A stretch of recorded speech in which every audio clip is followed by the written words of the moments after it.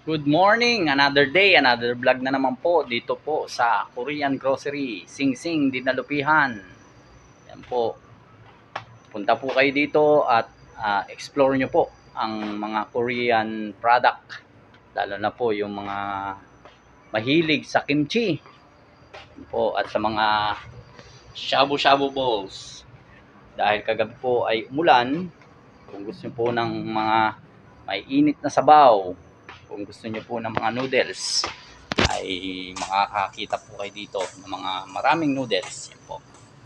Kaya visit po kayo dito sa aming shop, sa aming grocery upang mamili ng mga Korean product. Yan po. Yung mga tofu, mushroom, yan po.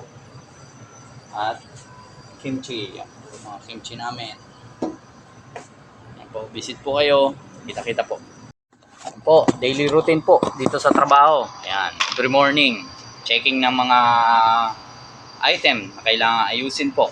Tsaka, syempre, every morning, kailangan maggupit po tayo ng kimchi.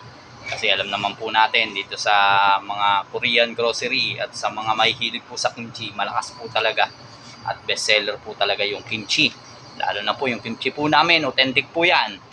Korean product po. Kumbaga galing sa Korea po, dinideliver lang po at pinapak namin dito. Yan po, daily routine do, para meron po kayong magkaroon po kayo ng idea kung ano po yung mga ginagawa po ng staff dito sa Sing Sing Dinalupihan po. Yan, daily routine, ayusin po yung mga product, pagkatapos at magkikimchi po para po kapag refill. Ito po, makikita nyo, nakabox po yan.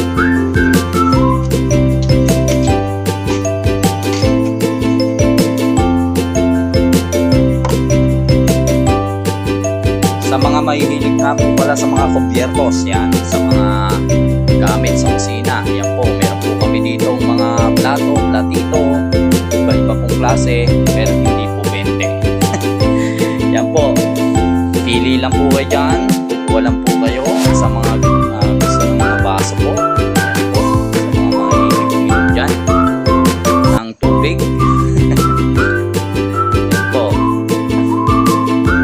Lang po kayo dito sa Korean Grocery Dinalupihan, San Ramon. Yan po, may mga klase.